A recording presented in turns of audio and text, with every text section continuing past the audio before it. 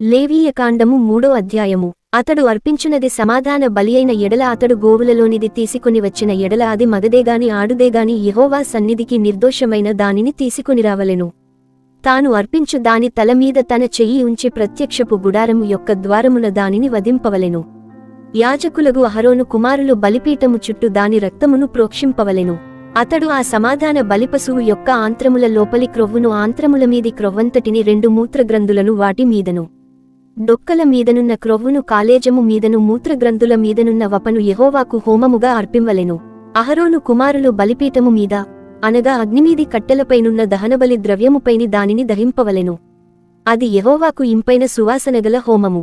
యెహోవాకు సమాధానబలిగా ఒకడు అర్పించునది గొర్రె మేకలలోనిదైన ఎడల అది మగదేగాని ఆడుదేగాని నిర్దోషమైనదాని తీసుకునిరావలెను.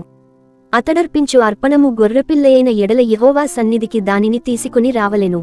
తాను అర్పించు దాని తలమీద అతడు తన చెయ్యి ఉంచి ప్రత్యక్షపు గుడారము నెదుట దానిని వధింపవలెను.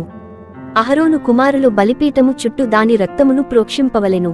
ఆ సమాధాన బలిపశువు యొక్క క్రొవ్వును ముడ్డిపూస మొదలుకొని క్రొవ్విన తోక అంతటిని ఆంత్రములలోని క్రొవ్వును ఆంత్రముల మీది క్రొవ్వు అంతటిని 2 మూత్ర గ్రంథులను వాటి మీది డొక్కల పైనున్న క్రొవ్వును మూత్ర గ్రంథుల మీది కాలేజము యొక్క వపను తీసి యెహోవాకు హోమము చేయవలెను. యాజకుడు బలిపీఠము మీద దానిని దహింపవలెను. అది యెహోవాకు హోమరూపమైన ఆహారము. అతడు అర్పించునది మేక అయిన ఎడల యెహోవా సన్నిధికి దానిని తీసుకుని రావలెను. తాను దాని తలమీద చెయ్యి ఉంచి ప్రత్యక్షపు గుడారము నెదుట దానిని వధింపవలెను.